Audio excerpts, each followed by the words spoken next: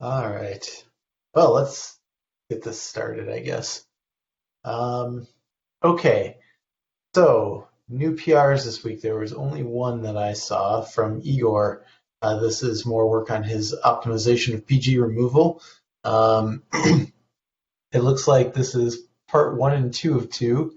That might be an update to his previous one that was also submitted a little while back.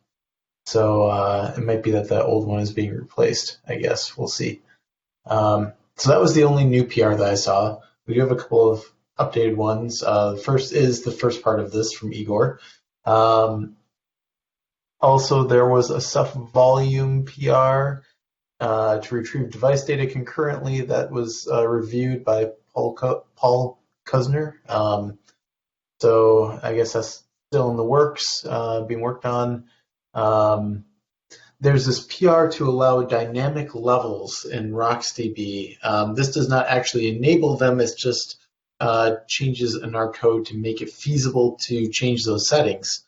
So I asked for some performance data with those changes in place and using some kind of setting for RocksDB that seems sane for doing the dynamic leveling.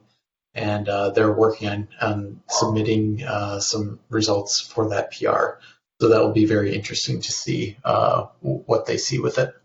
Um, Looks like more testing on the RGW D3N cache. Um, that's still just kind of chugging along, being worked on. And then Majian Peng's PR to reduce buffer list rebuild. Um, I think both Igor and Radek have been looking at that. It was at one point failing QA, but it has since then been updated. So probably needs another review and another run through the QA suite. That was it as far as I saw for new and updated PRs. Nothing closed this week as far as I could see. Anything I missed, guys?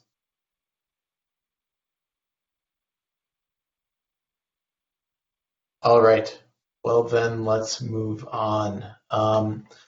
So, in the last couple of weeks, Gabby has been working on building a prototype for recycling uh, the keys for PG log entries. This was an idea that we had kind of had for a while that we were hoping was going to be good, and it turns out that it probably isn't. What we saw when we tried it out was that we end up in a situation where every single PG log and update ends up going into the database, and we have significantly higher input records, significantly more work being done during compaction. Our current behavior, while it does introduce a lot of tombstones into the write-ahead log, it does very effectively prevent us from merging lots of updates into the database. So our current behavior actually is not as bad as it could be. It's just not as good as it could be either. Gabby, do you want to talk a little bit about your prototype and kind of things that you've been thinking about?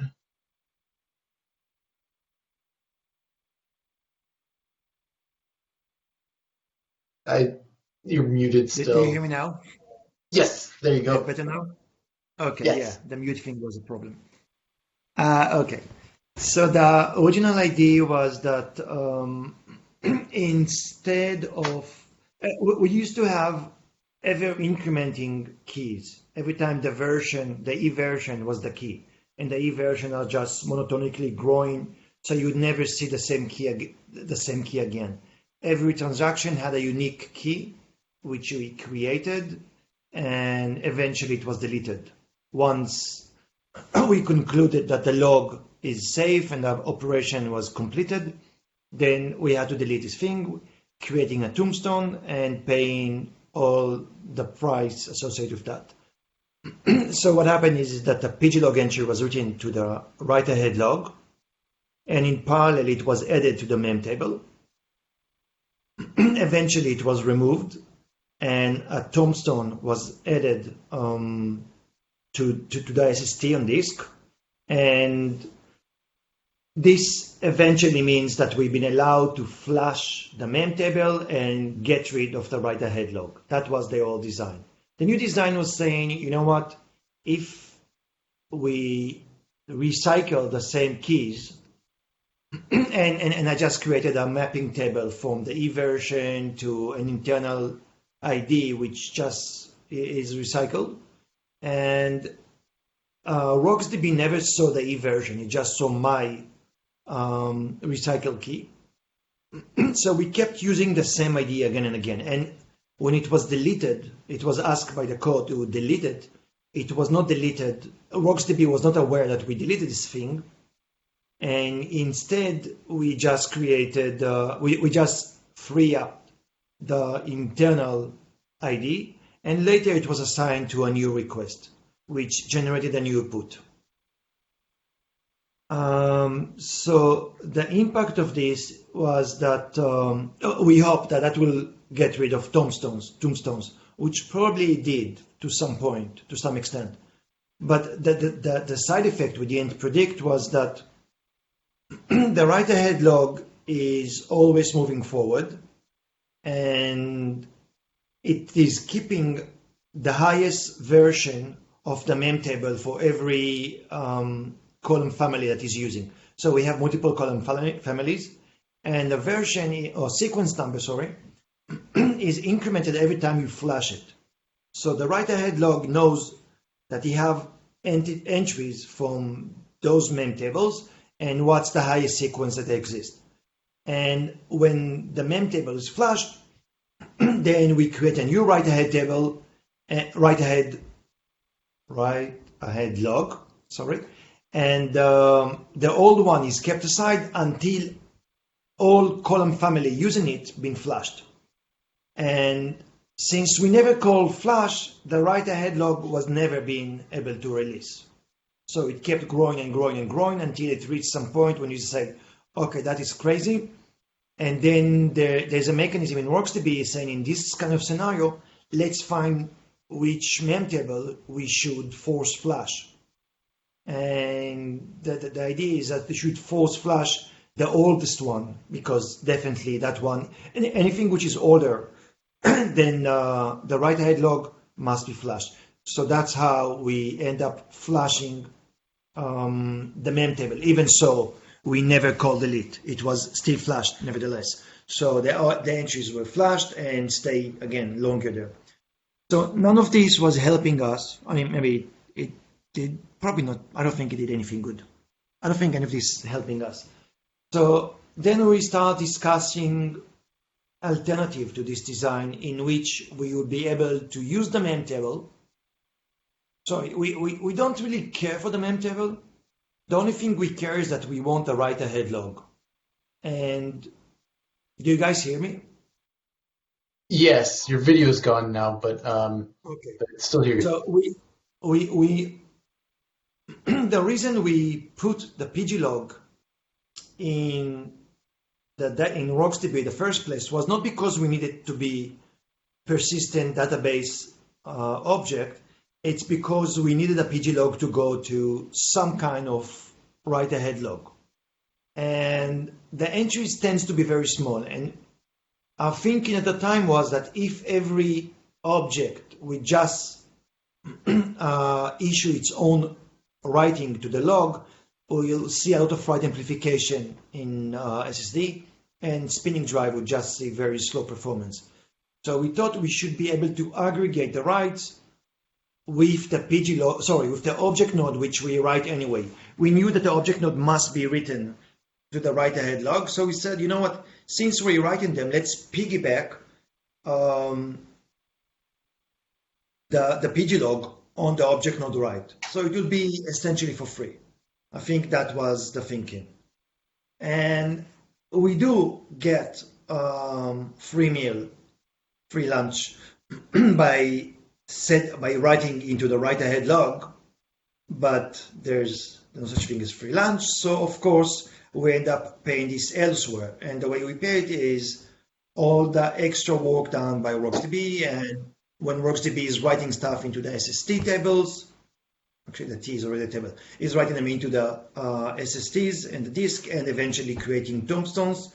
So there's a lot of overhead that we try to avoid. But we still want to use the write-ahead log. So one thinking was to create a special behavior in our column family for in RocksDB, and we could mark that those objects never need to go to disk. And you could flash them. By flashing the mem table, we free up the write-ahead log, which is what we need. But we wanted RocksDB to enable flashing the mem table without actually writing to disk, which is pretty ugly because we break the semantic. But then we come up with this concept saying, you know what, if we mark for every key when it was first created, and we can mark this key is new, it was first created, there is no copy on disk.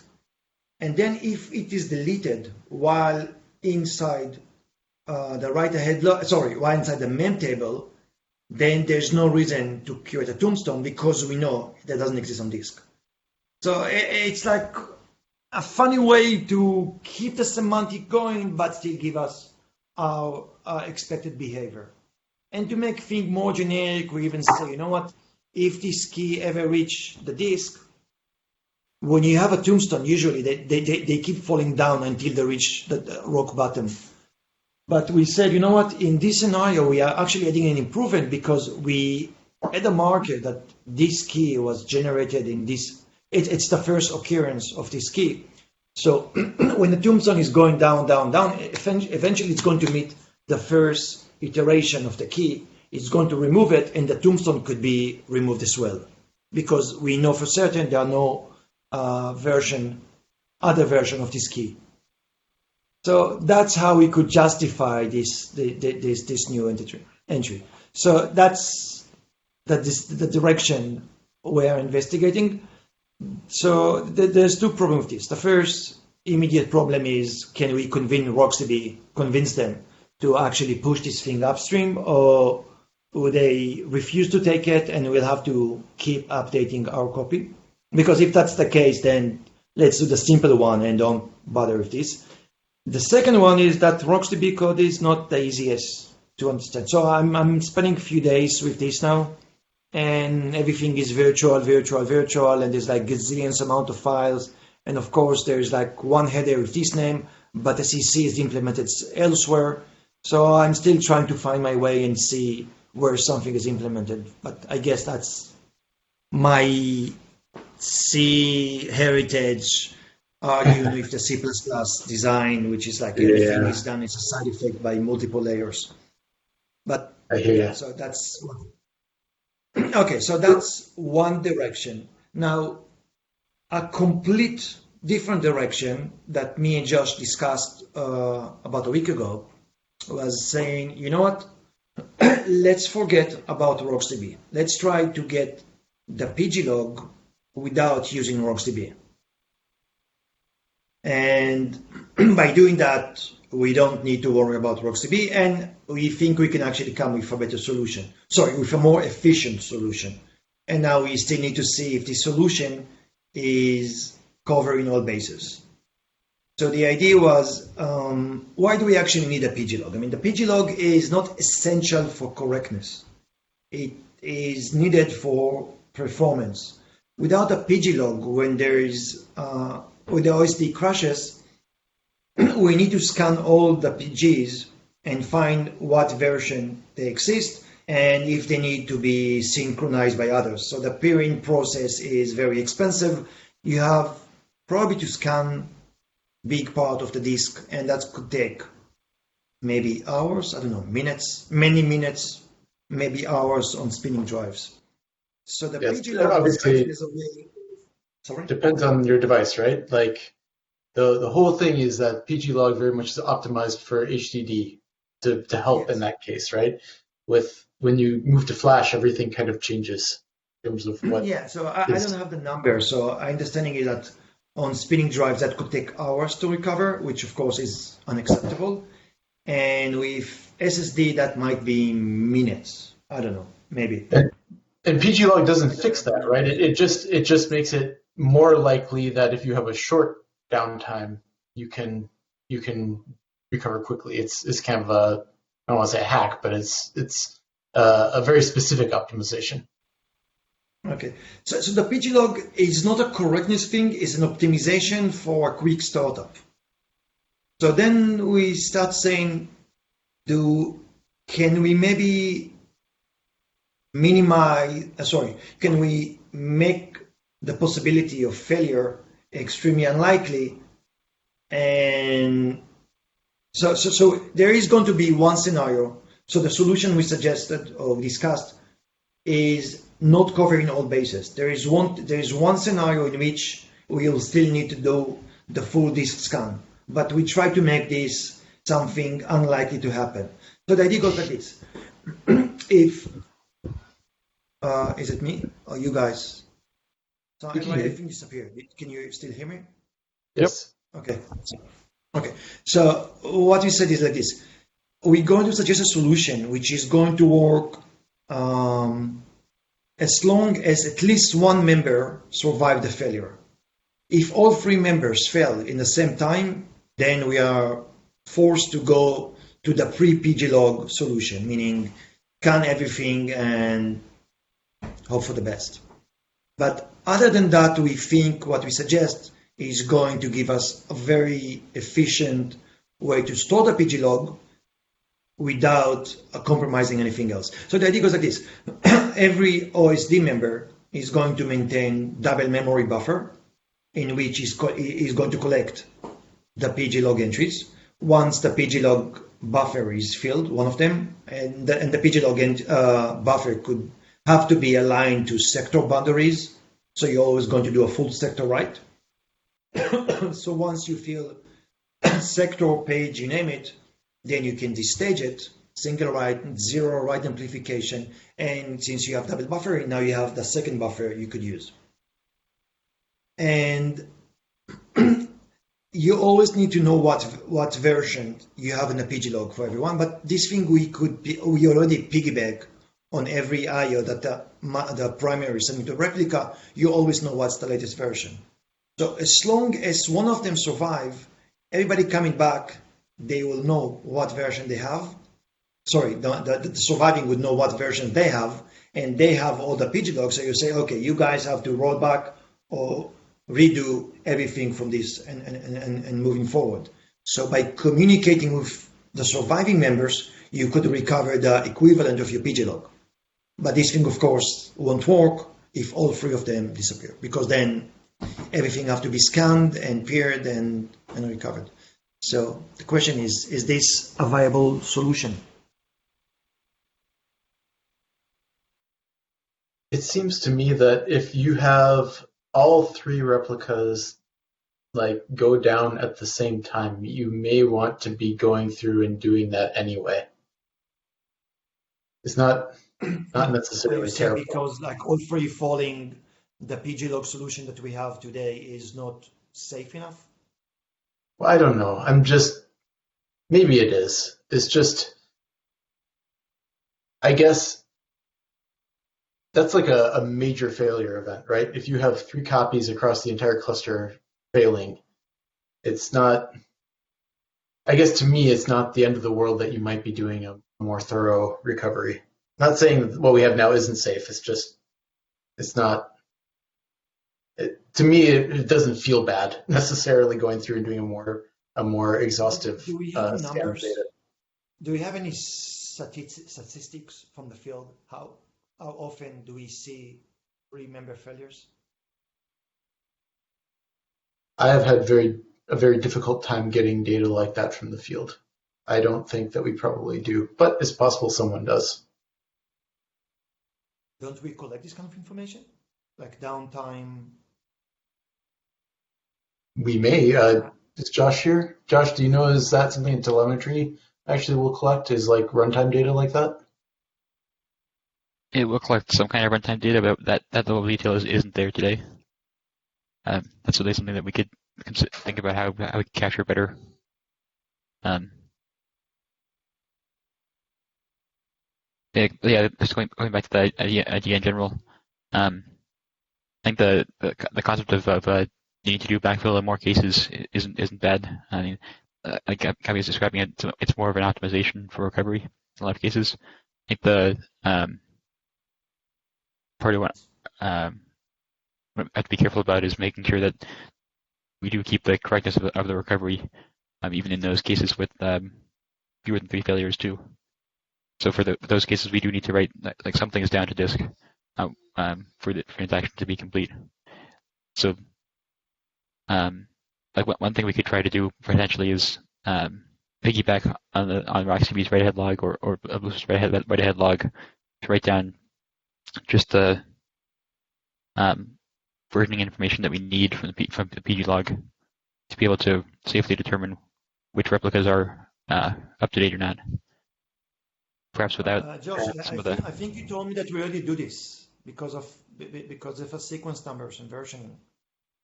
So that the object node already have this concept inside. right. So the object node already has this, but we need to. I guess if we want to use the object node for that instead, then we need to. Then we would need to do the full scan even in like this the single or double failure case. Again, if we didn't write down the PG log itself or the version itself outside of the O node, we have to be scanning for all the O nodes and reading their versions there, right? So, yeah, no free lunch, right? What did you guys, when you were talking, did you guys at all talk about keeping a separate Blue Store write-ahead log instead of trying to modify RocksDB's? I don't think we're going to get upstream RocksDB changes in. Maybe we will, but I think the likelihood is low. So I keep coming back to wondering if we need our own write-ahead log and basically, short circuit RocksDB's. I think we definitely wanted to have a single write-ahead log to avoid amplification from trying to do multiple writes that are often pretty small. Do you think it's more feasible to get RocksDB to like store its write-ahead logs elsewhere than to modify it directly? Well, I think we can just disable RocksDB's write-ahead log. I've seen that documented in various places. So what I keep coming back to is wondering if we should just be implementing our own in Blue Store. And then that also makes it a little easier, not super easy, but a little easier to do other backends that don't have write-ahead logs for key value.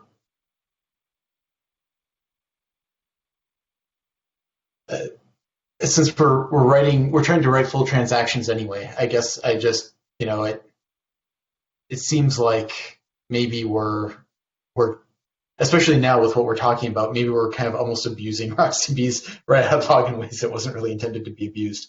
But Certainly, I don't know. certainly.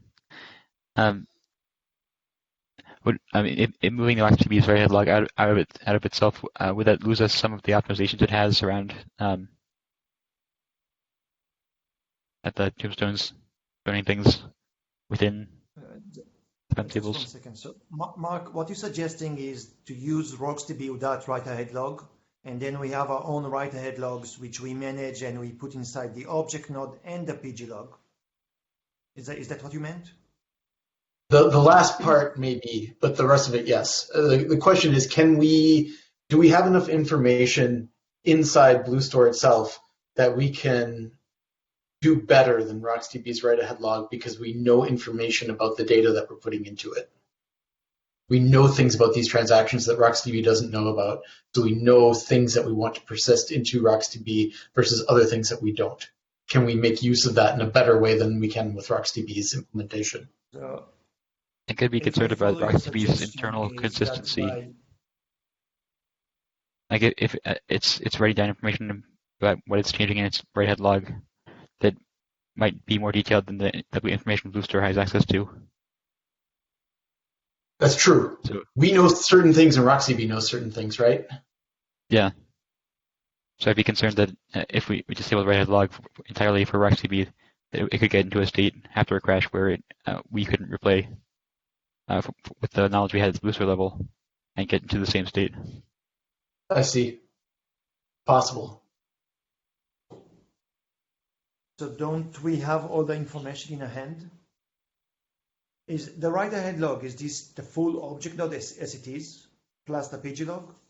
Or do we have anything else inside it? It would be the record of the transaction as well. It will be, sorry, The record of the transaction that we're doing as well, like the actual data that we're writing for cases that need the write-ahead log. Josh, I guess my question would be, by recording the transaction in our own write-ahead log, can we replay all of those operations back into RocksDB in such a way that we maintain consistency? I think it's more of a question of RocksDB's state. Like suppose RocksDB, when we were shut down and RocksDB had been in the midst of modifying, I guess, its SS tables. Mm-hmm. If we replay a transaction on writing more keys to RocksDB again, is it going to end up in the same state? Mark, I think one possible issue is that RocksDB knows when it can release the write-ahead log, because when it flashes the SST table, then you could find out which write-ahead logs could be freed. We don't have this thing. We don't know when mem table has been flashed. I mean, we might be able to find out, but by default, something we miss. How do you know when to release the write-ahead log? Trying to see if there's any good documentation on what RocksDB's behavior is when you do disable the write-ahead log. I think it's simply assume that you are persistent.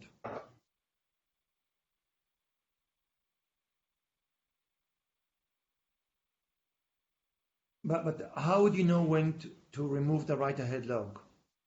Because it's tied to the way RocksDB is flashing the mem tables. Yeah. We would need. I mean, sorry, you could also do another thing. You could also tell RocksDB that never to flash the mem table, and you're going to take over. But then, Yeah. How I actually,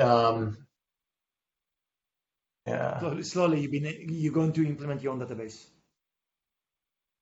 Yeah, for everything that's actually, hard, right?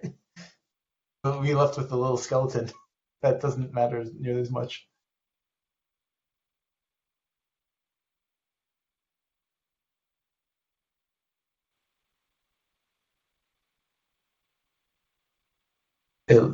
I'm seeing. How do you know when to flash something? RocksDB knows when to flash because when it's full, it knows it's time to flash. Or when the write-ahead logs gets full and so on and so forth. But when you take over, then you must monitor the size and capacity of each of the mem table and the write-ahead log, which is part of what RocksDB is doing for you. In the chat window, I just pasted a small little bit from their blog talking about MyRocks achieving higher performance by I think disabling the automatic flushing behavior of the write-ahead log and manually calling flush wall. That's interesting. Yeah.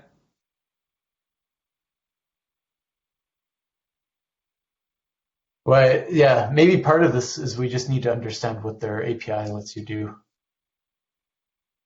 both with the write-ahead log itself and then also when you disable it, what kind of insight you can get into internal behavior.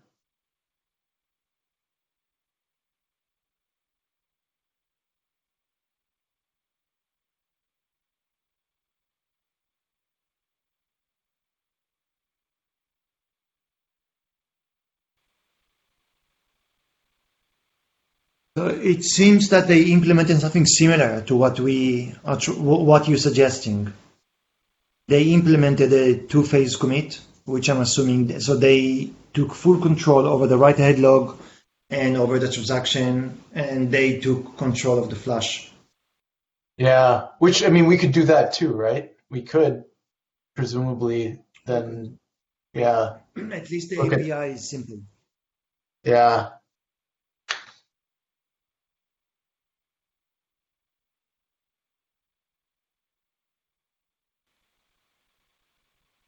But sorry, then again, sorry. You do the flash, but no, oh, okay, sorry. You do flash, but no write-ahead log. And the write-ahead log is something we create internally where we put the transaction, the object node, and the PG log entry together as one entity. And we know how to recover from this, so we are good in a way. Yeah, that's good.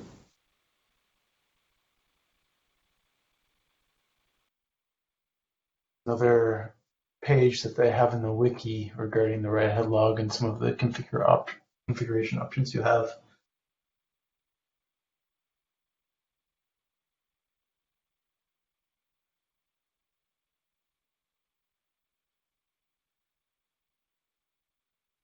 The description there makes it sound like they're doing exactly what we were just talking about, essentially using the MySQL bin log as the write-ahead log for everything, and then being able to replay things from that, and therefore not necessarily needing the write-ahead log from RockDB to always be flushed.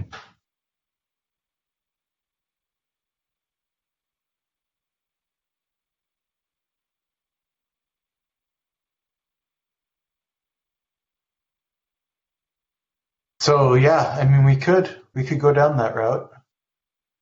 I don't know if we want to or not, but it sounds like the MySQL guys has had success with it. They say here. Maybe you should read any documents done by MyRock to see if they can explain what was the motivation, how they've done it, and for example, how they determine when to go to Flash.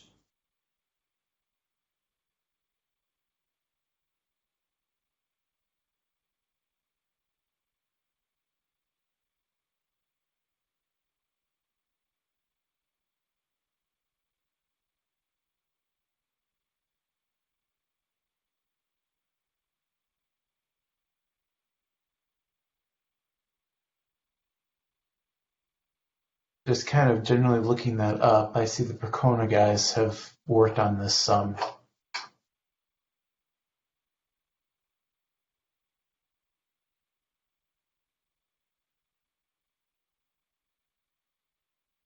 Maybe useful background reading. I haven't looked at this at all yet. I'm just scanning it right now.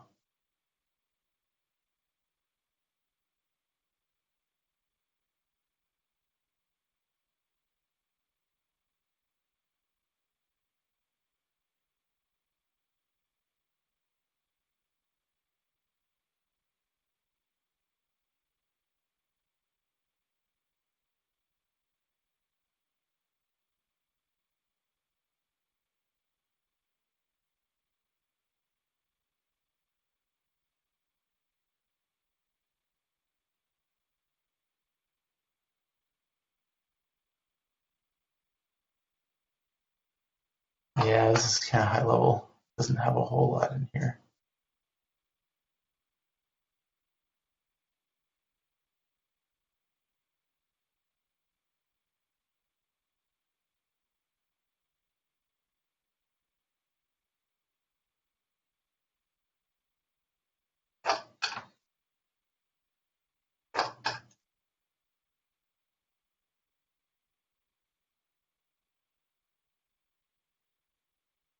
So maybe while people are looking around at this stuff or reading through things, the other thing I wanted to mention is that in that spreadsheet I linked earlier, you can see that we also looked at the existing code with one PG log entry, is basically setting the min max to one dupe entry, setting the limit there to one, and then both of those together And it was very interesting that just setting the PG log entry to 1 didn't have a very big effect. It didn't really change performance at all. And we didn't see a huge reduction in input records, which was the more surprising thing to me, is that it's very minor. We saw a bigger change when we switched to a single dupe entry being recorded, and then an even bigger change in terms of input records when we did both of those things. So the takeaway that I saw from that was that perhaps there's some compounding effect there. It's also possible that this was just because of one sample. Maybe if I took lots of samples, we'd see different behavior. But Mark, I think that relates to how the two pops work. The configuration there is if you change the PG logs size, the two pops take up the rest of the space essentially. So you have configuration is like you have 3,000 total entries, and if you reduce the number of log entries, they become dupe entries instead. So I would expect if you reduce the log to 1, you have the same number of input records, but they would be smaller records. Sure. And then would that mean, Josh, that Josh, would that mean then that when we trim, we actually are trimming primarily dupe entries instead of a mix of both? Yeah. Okay. Exactly. Hey, Gabby, sorry, what were you saying? No, I'm saying what Josh says is perfectly aligned with your finding, because when you set the PG log to 1, the results were almost identical to the default behavior. But his explanation is that you're still doing the exact same amount of trimming. Sure. So what was kind of interesting about that, right, is that with one PG log entry, one dupe entry, we actually see that the input records and output records are not that much higher than when we completely disable PG log OMAP or PG log entirely. It actually gets pretty close. It's not quite there, but it's a lot closer than our current default behavior.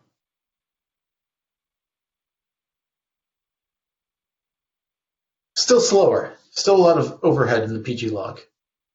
And that's not surprising. It's complicated and it does a lot of work.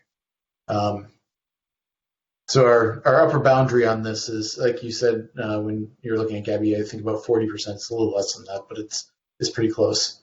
But given our current code and other bottlenecks in the OSD, we can see fairly significant gains by improving this code.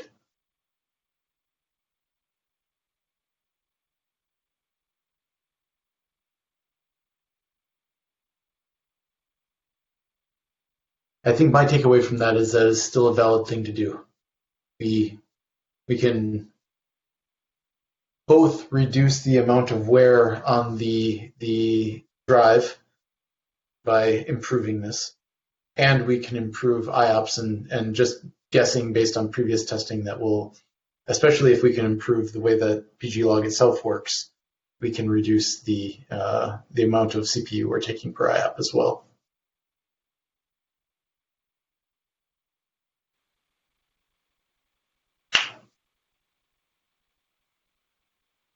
So we consider 3 different solutions today, So one of them is changing RocksDB, adding this new plug. The second one is creating something completely separate just for the PG log, a new solution outside RocksDB. And the third one is what you suggested, is to either use myrock instead of RocksDB, or maybe emulate myrock's behavior by taking control over the write-ahead log and flashing. So yeah, more the second than the first. Write-ahead log. And I don't even know if that's I don't know if that even start picking in the myrock paper you sent. And it seems interesting, but I just scanned through it. But it might be more similar to what we need. But the other solution is, of course, what you've said is just like We take control of the write ahead log and we take control of flashing. RocksDB would never know about the write ahead log. It's something that we maintain internally. But we need to know that everything needed for RocksDB is recorded in the write ahead log and we know how to replay things. Yeah. But I think by taking control of a flash, then we are good. Because anything not flashed is write ahead log material. Josh, what do you think? Yeah, I think that does sound like a potentially viable approach. I'd still be concerned about RocksDB's internal state um, and coordinating the flush properly with the write ahead log at our end.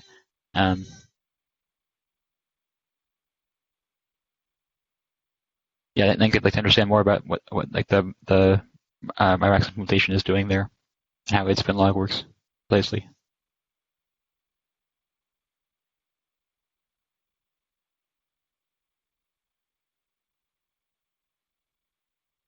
Gabby and Josh and I have been talking this whole time. What? Anyone else want to chime in on any of this or have any thoughts?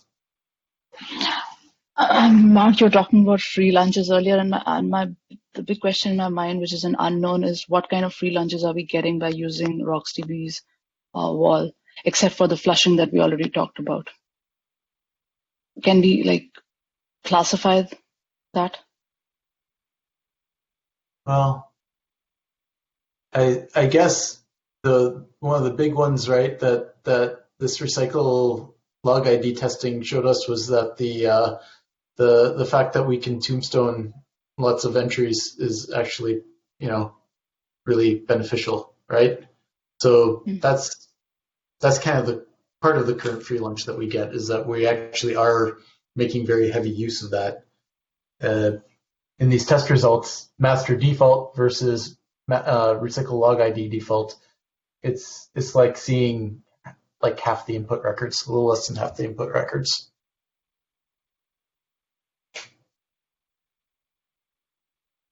And then by completely getting rid of pglog, we have that again, essentially. So there's still room for improvement, but it is doing something. I don't know what else, right? Remind me, when you said completely getting rid of pglog, did you just remove that implementation, or did you just get rid of the pglog by means of making the pglog and to extract all zero? How did you implement getting rid of the pglog? Sure. So in the no pglog OMAP case, we're literally just commenting out all of the OMAP calls in pglog, but we're still doing all the other work. In the case of no pglog entirely, we're actually getting rid of log operation. Got it. And then fixing, the asserts and whatever other, random stuff we have to make that all still function. Mm-hmm.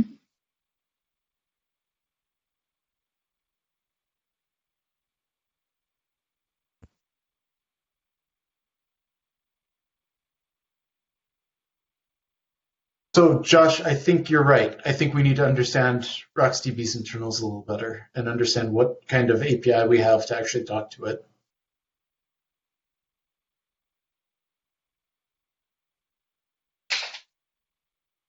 Yeah, I think that'll help us understand whether it makes sense to even look at this idea of maintaining the WAL outside of RocksDB or not.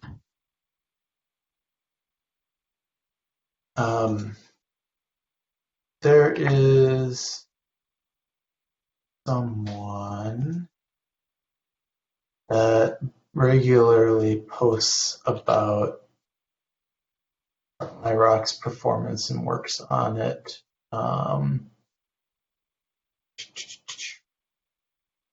me see if I can find out. I'm horrible with names. I should remember this, but I don't.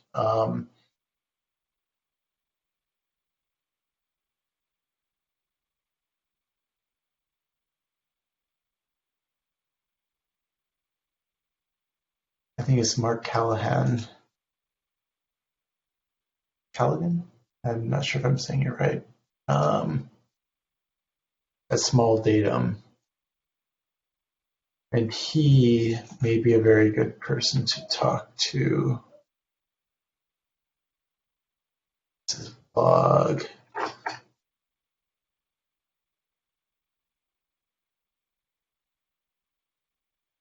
But he regularly posts about my rocks and RocksDB and topics like this. So I suspect that somewhere in his blog he has talked a little bit about what they're doing regarding write-ahead logging. And we may want to reach out to him.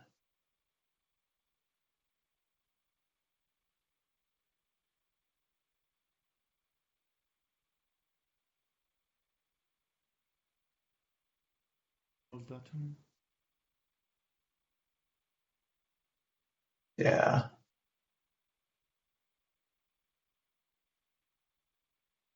All right. Well, anything else on this topic, guys? Are we done for this week with this, or I any was last thinking thoughts? while we think of a bigger implementation, which might take some exploration and time, can we bridge the gap between like where we have one pglog entry, one dupe, and the default? Can we get to somewhere in the middle by? I know we need to track dupe ops for correctness purposes, so. First test by reducing the dupe ops and also reducing pglog length to a lower value, which I think doesn't have any correctness issues. Just as we said, it is an optimization for recovery purposes, and see how how much better we can get with just making those small changes um, uh, as we get to the bigger picture things. I thought we had to keep like a really high level for dupe ops. Josh, you know this better than anyone, I think. Yeah, I mean the dupops are a practice thing. So reducing the number there increases the probability that you run into a problem of replaying non-idempotent writes. But it is a a trade-off of probability of getting bad write versus extra I/O overdoing. I mean, reducing dupe ops to 1, right, got us like an 8% gain, something like that. You know, Yeah, I remember in the past when we had some issues where due to not enough dupe-op tracking, we saw out of order issues and stuff. But I think the real question is what is an optimal value?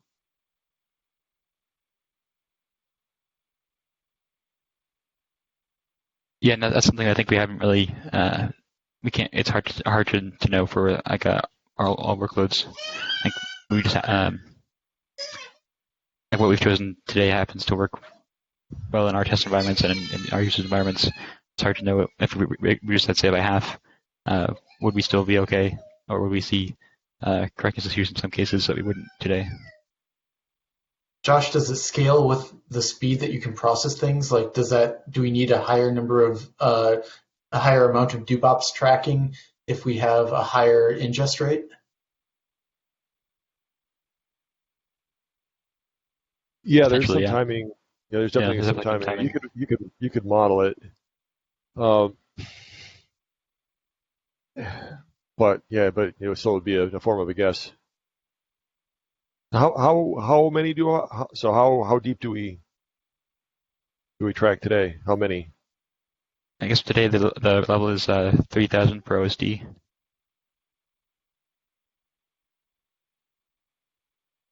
So figure if you've got, like in these tests, 56,000 IOPS, that's like what? Three quarters of a second. Yeah, yeah, No, or no, almost half a second. order of magnitude off, right? If you're tracking 3,000, you've got Oh, 56,000. I thought I heard 30. I thought I heard It's 30,000. 30 for the whole OSD. Yeah. So it's 30 and 56. Then it's yeah, Oh, yeah. So 30,000 for the whole OST? Josh, is that what you said? Yeah, it's 3,000 on average per PG. That's what 3,000 Oh, is per remember. PG. Okay, sorry, I thought you said for the whole OSD. misunderstood Yeah, that. actually, that's 300,000. Sorry, not 30,000. Yeah. So it's like 3,000 per PG. So assuming 100 PGs, then you got 300,000. Oh. Josh, what about your idea about piggybacking the pglog information on the object node itself? So we don't have double entries. So because the vast majority of the information in the pglog is already in the object node. So if we just add this extra information, so we're going to make the object node bigger, and we could stripe it back when we read them from disk, but when they are on disk, we could keep them with more information, and then we could use them to do the recovery. And we're going to cut a number of entries by half. Yeah, I think that actually is kind of interesting because there you would need to end up doing the scan anytime you have a node coming up and down, but that could be worth the cost But the on scan would Flash. only need to but you can only scan the write-ahead log and gather the information from inside the object node. No, you can't Assuming that guarantee you that. just add that extra information. Um,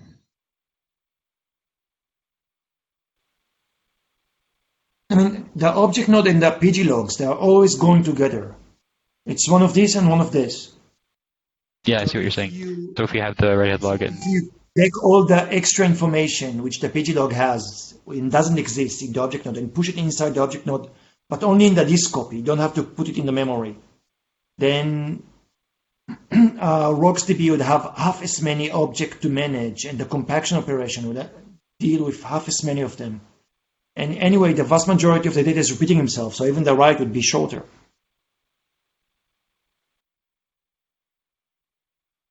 yeah, I think we still want the PG log in memory in that case to deal with The dupes, you mean? network failures and peering, so we wouldn't have to scan the disk for like transient issues that just cause a little bit of flapping. But for any kind of process restart, when we do have to come up again, I think you're right. I think we could get the information about which objects were recently changed from the write-ahead log. And Are you saying that if we add, if we encapsulate the pglog information inside the object node, then every object node in memory would need to have that encapsulated information? no, I'm not saying that we will. I'd say we would want for to be able to handle temporary like network blips or other failures where we have some kind of that was user still running, but they like the acting set changes for some reason. We would still want to keep the PG log in memory just to be able to very quickly determine what we need to do, what we need to recover. Yeah, I mean, But if you keep it that's kind of where we're outside talking also RocksDB, then it's easy thing, right? When it's not inside the PG log, if it's not inside it's not. RocksDB, then it's a cheap thing to save to keep. Yeah, exactly. So Yeah, the do you idea need that extra site? I think the idea that of adding that extra info to the I mean, essentially, in this case, at that point when we need to do the scan But through the write-ahead log. scan the object node in the log. It's going to be, and you just create the pglog entry from the object node, assuming that we encapsulate everything. Do we always have one object node and one pglog going together, or can they be written in different order or in? It's all going in the same transaction. Yeah. It's always a single transaction? Yep. Then why do you need two separate objects? Yeah, I think you're right. I think we could combine them. I think that the vast reason. majority of the information overlaps, right? Yeah, there's a lot of overlap. I think that PG log has a little bit of extra information about like what type of operation it was, and that we could add that, and which extent they're modified, we could add.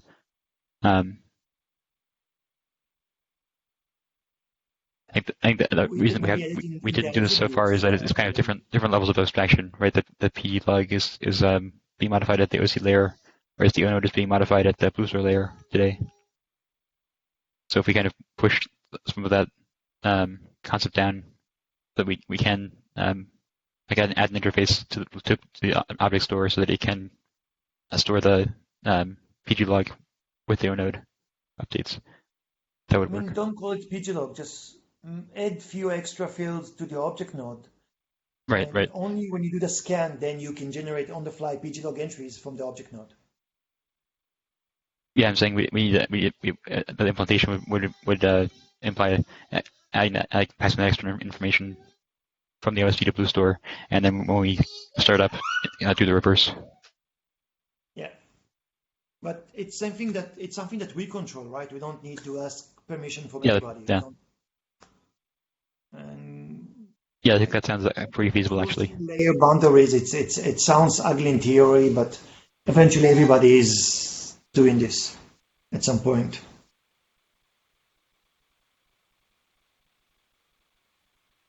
The abstractions are very nice, but if you look at the NT driver model, in the beginning they started everything amazingly clean. A lot of abstractions and layers, and eventually they realized it's so inefficient, so they made to be like a crazy cuts through from every location. Yeah, I guess the thing to consider with this design would be then how much write-ahead log or how much journal we're keeping around, because that in Blue Store, because that determines like how far back we're going essentially. Yeah, right. I mean, yeah. So this is the problem because with the pglog, you have direct control on when to remove them. Right. But you know what? Sorry, no, I take it back. If you combine them, then everything is either in the pglog or it's inside RocksDB. And if you really want, you could scan the first SSD layer. If you don't think we have enough in the pglog, you could scan the first SSD level. Is there an interface in RocksDB to let us small, scan right? I mean, just that one level?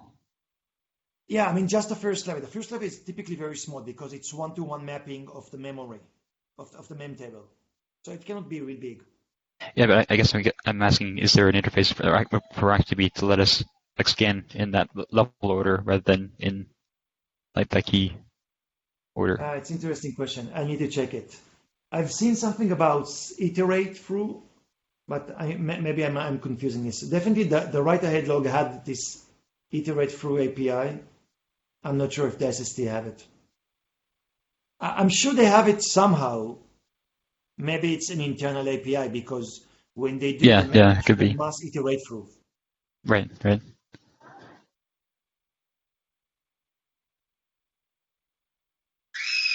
If we can't, Might be enough. We might have enough entries in the write-ahead log. We could actually control the size of the write-ahead log. I think there's some parameters to set. It might be just defined by size. I don't think you can say how many entries, but you can control the size. So if you set a size to something, then you know how many entries you're going to have. Or you can say, I need at least that many, and might be that the write-ahead log size that we have now is already more than enough.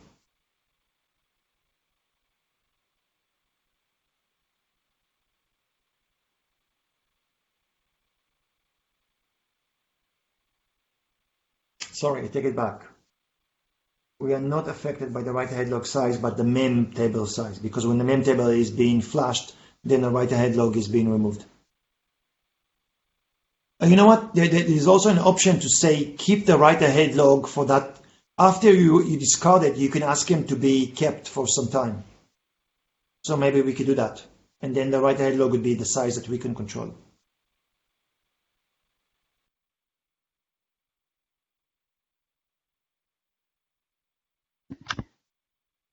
I have a suspicion that if we really dig into what the MyRocksDB guys have been doing, that we might unearth some discussion similar to what we're currently having, and maybe we'll see if they went what direction they went and why.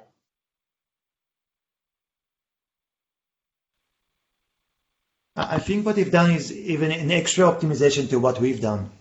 because we are now trying to get rid of the PG log entries cost. I think they try to get the object, the stage API to be more efficient. Maybe they can afford to be a bit behind, which could happen in theory. Just imagine if you make yourself a plan and you say, you know what, I know that I'm going to be writing this 16 object. So you start preparing the write-ahead log, but you don't need to stage it immediately because you didn't commit any operation. So you create batches of work, you put them and you say, okay, now that I'm ready, I'm going to put it in a safe, non-volatile location, and I can tell RocksDB about it. But you could just prepare all the work that you have to do and then batch them together.